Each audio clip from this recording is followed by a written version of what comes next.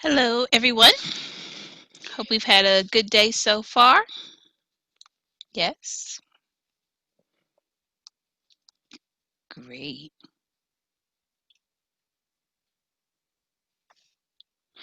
If you notice, we now have a new addition. Her name is Bumpy, right there. I watched the Camp Cretaceous this weekend. It was awesome. I loved it. And so we've adopted Bumpy. Here she is, our new Bumpy. There she is. She says, "Hey y'all, how y'all doing?" We got to keep her away from Blue because we don't know how they're going to interact yet. 'Cause you know how Blue is. She's a little territorial too, but right. Yes. So if you haven't watched, you thought I got an actual pet. No, just my Bumpy, my little toy Bumpy. My daughter got her for me in a McDonald's toy and was so happy yesterday that she could come home and give me a Bumpy. She was so excited. Should have recorded it. It was too cute. But anywho, which is why she's made it to our PowerPoint. But yes, that's Bumpy.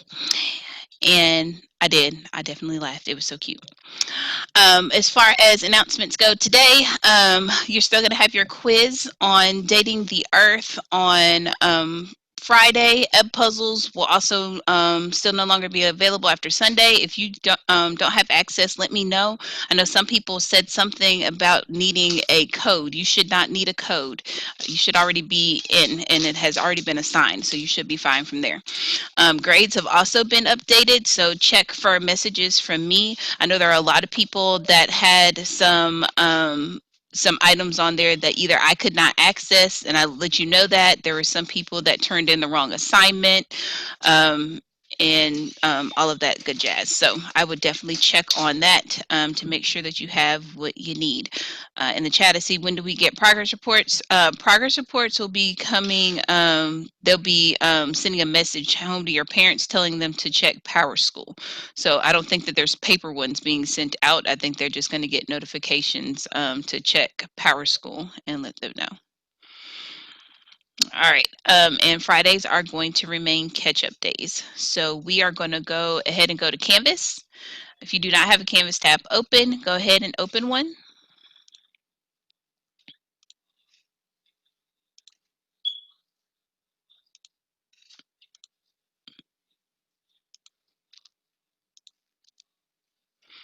All righty.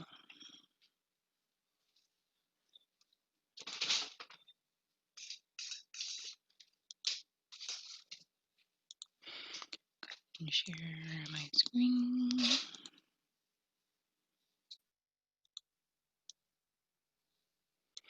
Alrighty, so we're going to go from modules down to today's date. Yours, if it's gray right here, that means that you didn't submit this assignment. So make sure you do that. It'll look gray just like this. You will not be able to get to your actual assignment today until our bell work is complete and has been turned in. So we're going to start with that. We're going to go ahead and click bell work.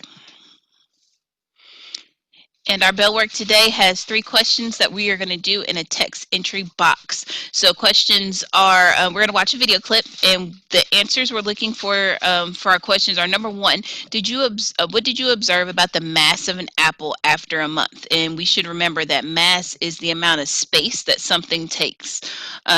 So what do you observe about the mass? Number 2, was there any apple left after 4 months? And number 3, where does the mass of the apple go as it decays or rots? So me personally, I'm going to go ahead and copy my 3 questions.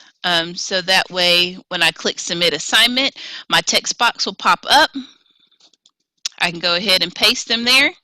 And I have my questions right there. So as I watch my video, I remember what questions I'm looking for, and I can just type them directly next to the question and be ready to go. So I'm going to show you the video full screen. It is not a long video. It is definitely a time lapse, so you do have to pay attention. Like I said, these are the 3 questions that we are looking for, but you are going to type your answers in the box after the video.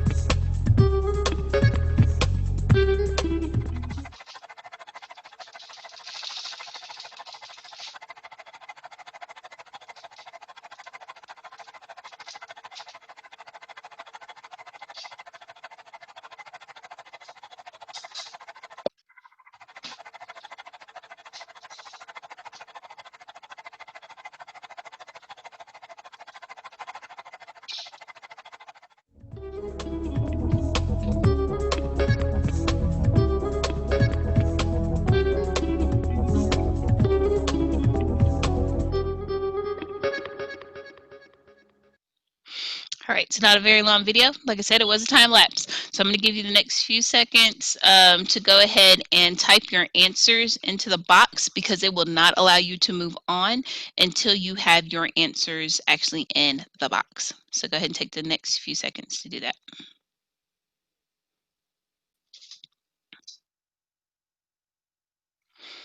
Alrighty, so now that we have our bell work done, I want you to take the next few seconds and go ahead and answer this question in the chat. What are the two methods that we can use to date the Earth? We've watched the Ed puzzle on them yesterday, and we've kind of done vocabulary around them yesterday. So what is the answer?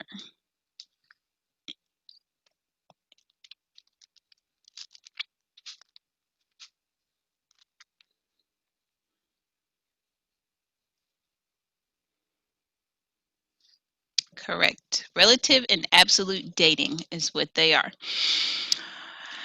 All right, so today we are going to talk about absolute dating, okay? With the major difference between the two ways that we date fossils is that one kind of gives you a ballpark figure, whereas one gives you an exact date. So the difference is, you guys know I have 3 kids. So if I said that my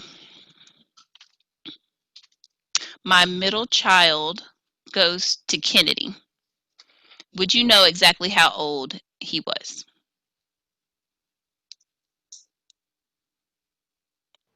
No. All right, seeing a bunch of no's pop up. No. Some people said 12. Some people said no, we don't know the exact age, but we could do a range, which is absolutely correct. You don't know the exact age, but you could do a range. Just because you guys are middle schoolers and you know the age of middle schoolers.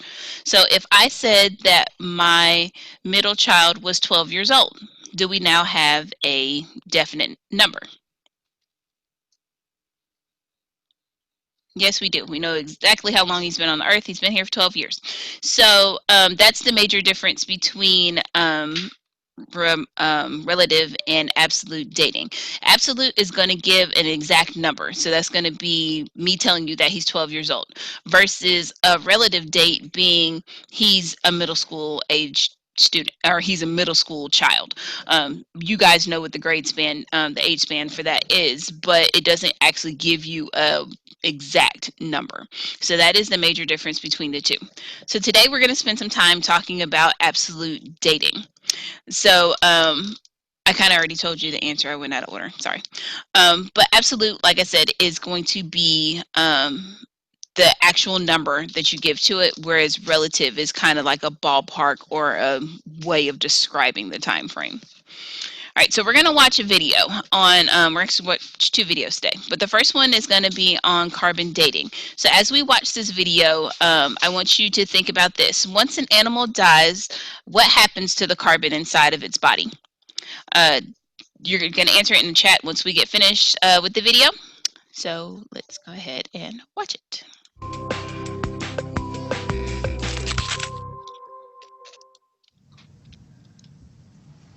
How do we know how old something is? For people, we'd ask to see their birth certificate. For trees, we'd count the rings. But how do we know how old a fossil is? Fossils have their own internal clock. Scientists can read it by looking at the ratio of 2 different types of carbon atoms. Of course, every living thing is made of carbon.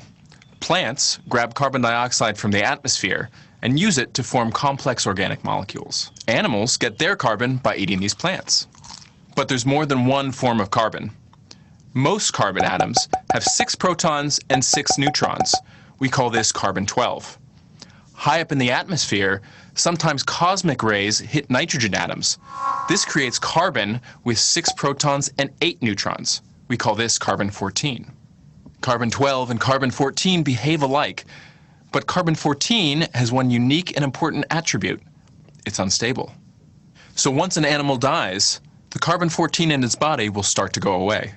Every 5,730 years on average, about half of the carbon-14 atoms will decay into nitrogen. This is its half-life. After one half-life, the animal will have about half the amount of carbon-14 it started with. After another half-life, it will have about a quarter. And after another half-life, it will have about an eighth. By contrast, the amount of carbon-12 it has in its body will stay the same. By measuring the ratio of carbon-14 to carbon-12, we can measure how many thousands of years have passed since the animal died. Carbon dating works for fossils up to about 60,000 years old. For older fossils, scientists use unstable elements that have much longer half-lives. For Scientific American's Instant Egghead, I'm Michael Moyer.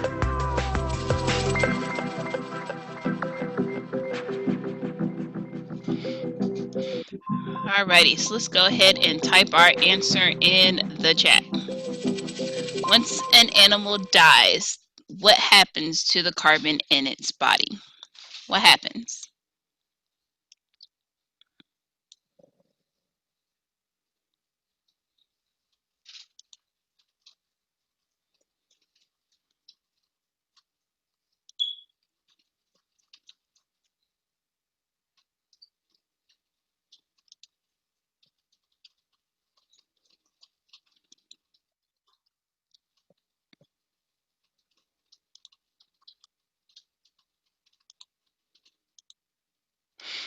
All right, so I'm seeing a lot of people saying that it is going to decrease. It is.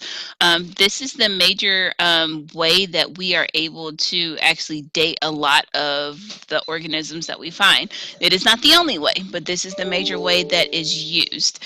There are times when we use other isotopes to actually help us date these, and we'll learn a little bit about those a little later on today. So let me ask you this.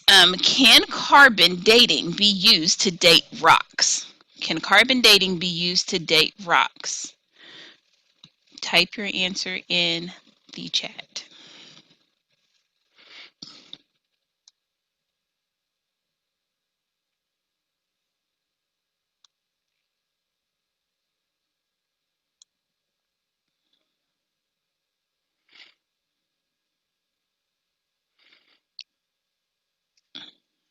Seeing a bunch of yeses, a few nos, and it depends.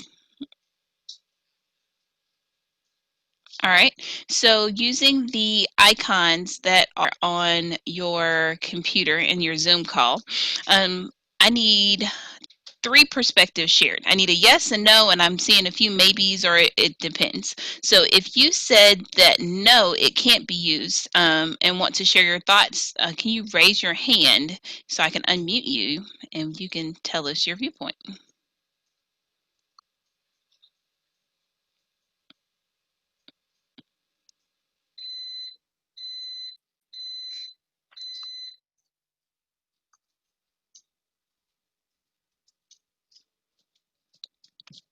Nobody wants to share.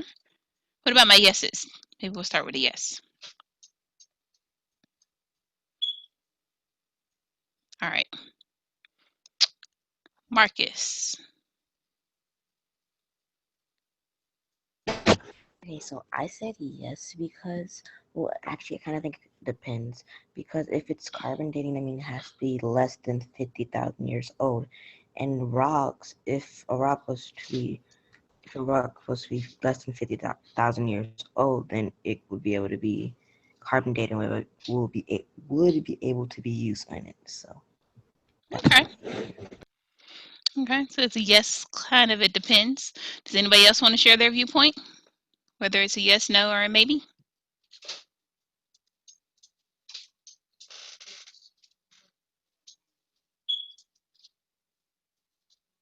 Anybody else? So I'm getting a bunch of it depends in the chat. Hmm.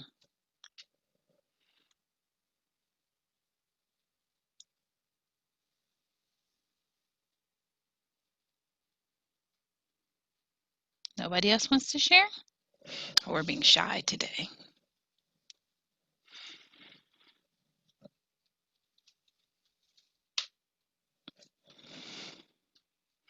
Okay, so the maybes that I'm seeing maybe because it might have a carbon tracing thing. Not exactly sure what carbon tracing is. Um, I see a no because I looked it up. I see. All right, Jay. So since you know I looked it up, can you tell us the reason why? Why it is a no?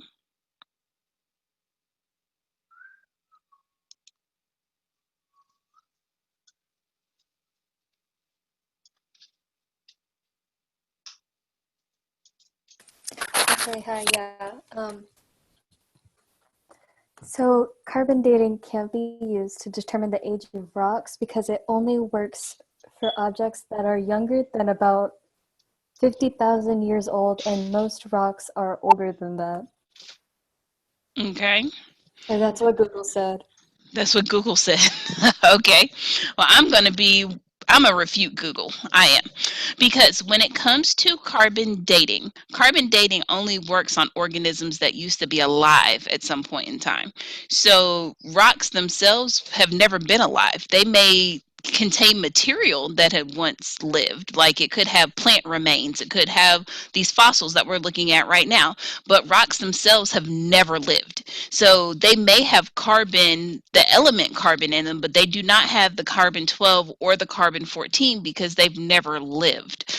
So we can figure out the kind of the relative age of the rock based on the things we find in it. So if we're looking and we're digging up fossils and we find a fossil and we carbon date the fossils, we can assume that the rock must be somewhere around the age of the fossil, because like last week when we were talking about how fossils are actually made, we talked about how the organism has to be one that is quickly covered to actually be preserved. So that means that whatever rock layer is going to actually cover that fossil to preserve it, it's got to be around the same age of the fossil, because there's no way that you're going to have a fossil organism that dies and then the rock layer that forms on top of it happens 30 years later and you still have a fossil. There's no way that that can happen. So we can kind of figure out how old the rock is, but actually dating the rock using carbon dating, you can't do, because it has to have actually been alive. So that's what I said. I'm going to refute Google a little bit. I think Google is probably leaning more towards the relative dating that we're going to talk about tomorrow. So if you use relative dating methods, then yes, but you cannot carbon date a rock because it never lived. But good discussion, you guys. Like the way we kind of backed up that thinking too. All right, so moving along, we have one additional video. This one is going to kind of tell us exactly how this carbon dating works in depth a little bit more. We will be looking at carbon dating itself, mainly, especially looking at half-lives later on. So as you're watching the video, make sure that you pay attention to what they are saying about half-lives. Whoop, wrong button, y'all. Sorry.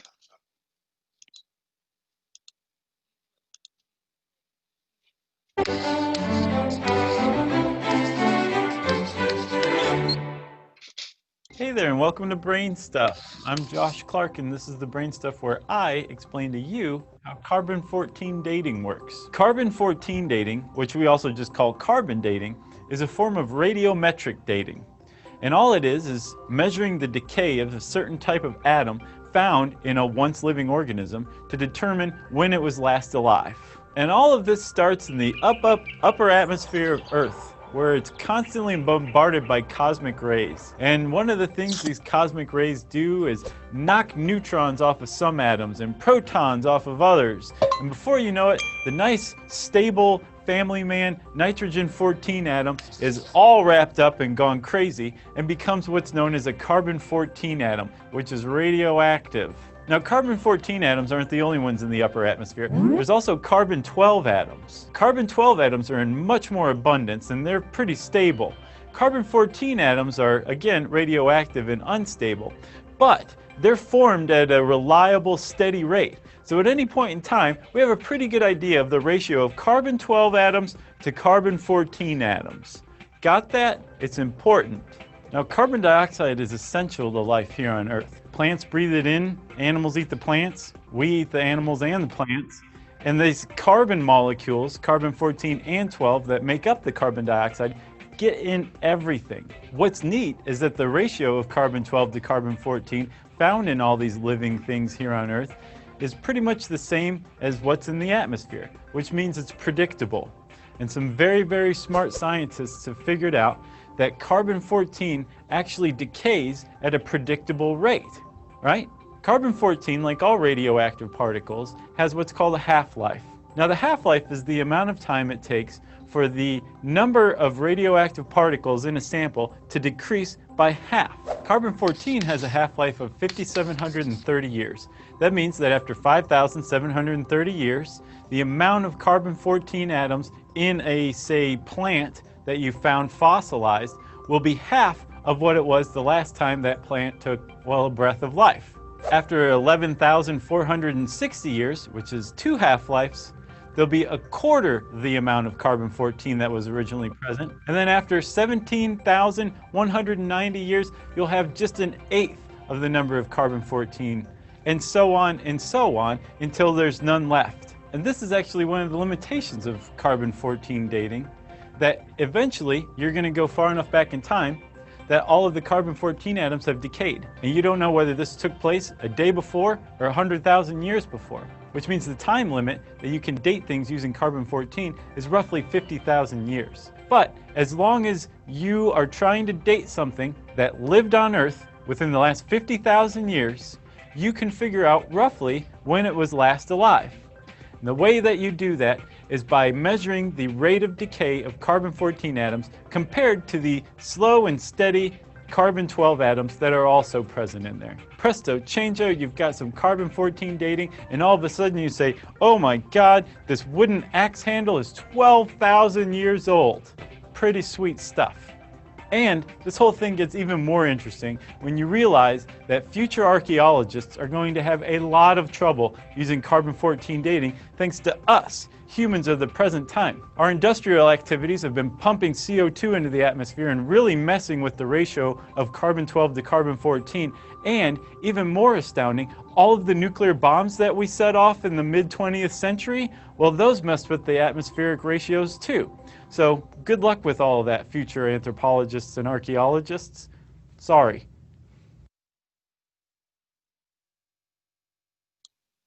All right, so things are going to be kind of hard to figure that out in the future.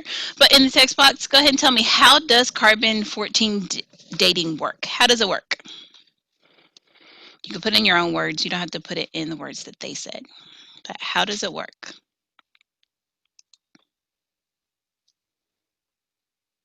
I'll give you a hint. It does involve half-lives.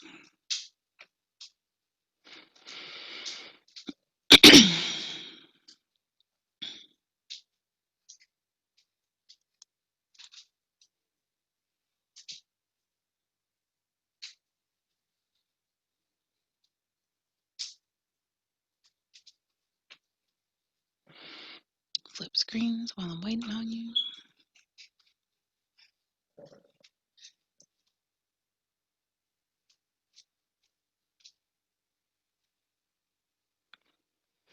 It says that carbon comes from the food that we eat.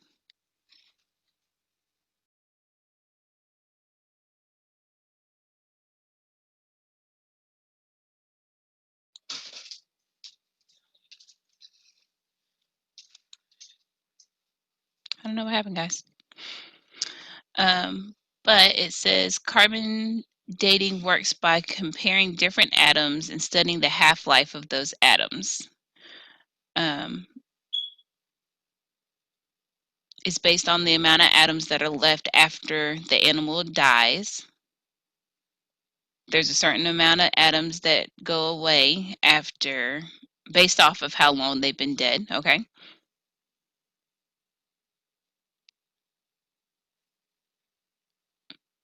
All right. All those are pretty much right on tune for what they need to be on. Now, so somebody just put in here, I looked at the formula and the formula looks super complicated. Yes, it does. But me being Miss Hewing, I made it easy for you and I'm going to tell you how to do it. All right. So in our Canvas course, we are going to go to the absolute dating notes is where we're going. Absolute dating notes. And I'm going to try to make it real. I'm going to explain it to you so it'll be hopefully real easy to understand. Hopefully.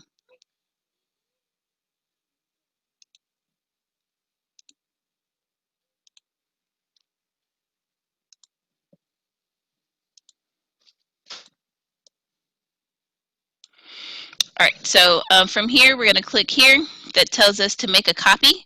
And we are going to open the copy. It looks like this.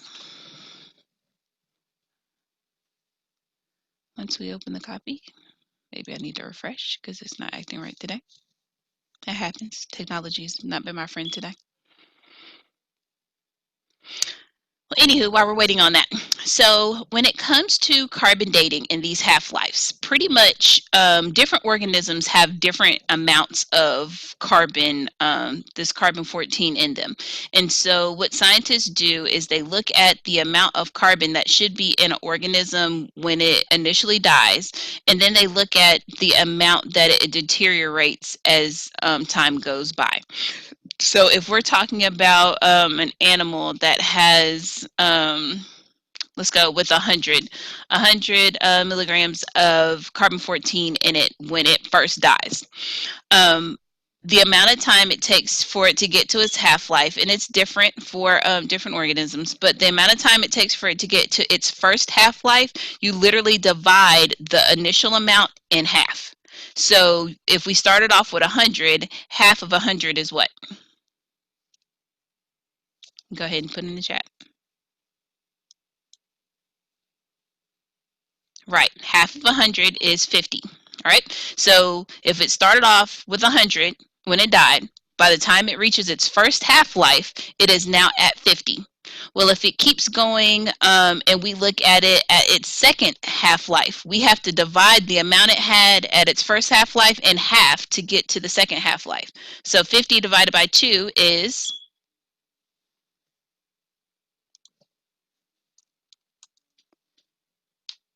Correct. It is 25. So by the time it started off with 100, its first 50, its second half-life is 25. If we go to a third half-life, then what would it be? I know that's a weird number, but right, 12 and a half is what it would go, and it goes on from there. Now, the mathematical equation that goes behind it, if you do it in by sake of fractions, it's like you take the initial number, and for the first half-life, it's multiplied by a half. For the second one, it's a fourth. For the third one, it is a eighth. And then for the fourth one, it's a 16th, and it goes from there. So you multiply the initial number by whatever fraction for whatever half-life you're looking for. So yes, it could be a very complicated equation. We don't have to go right. So it goes to half, a fourth, an eighth, a 16th, a 32nd, a 64th, a 128th. Yeah, it goes like that. But we will not have to do that much calculation today. The part that you do have a question on our document for having to calculate the half-life, it is question number 2.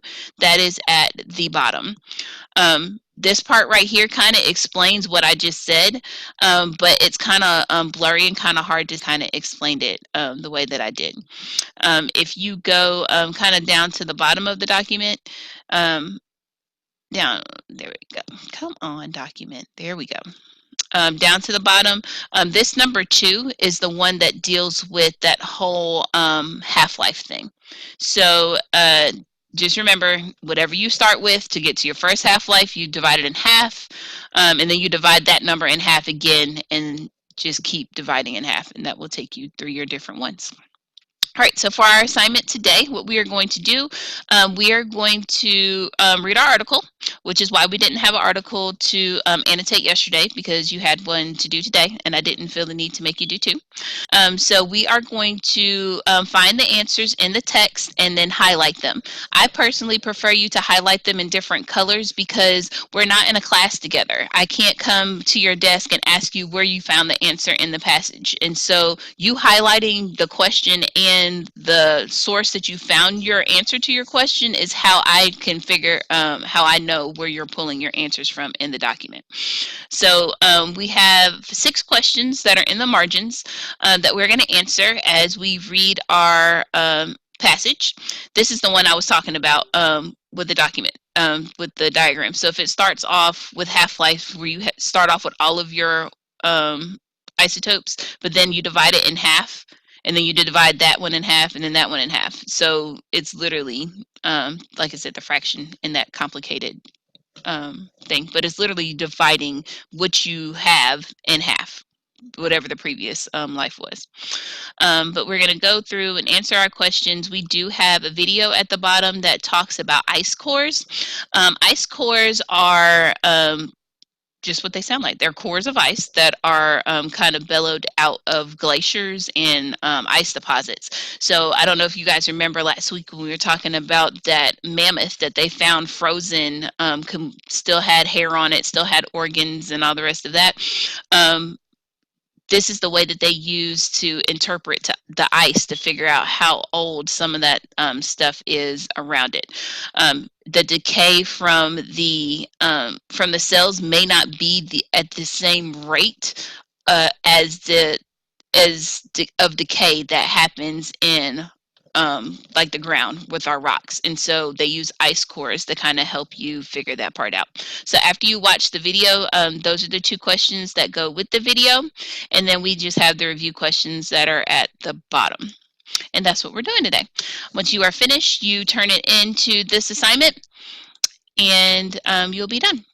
Does anybody have questions about what we're doing today? If you're watching this and you have questions, you could just put them in the inbox and I will answer them for you.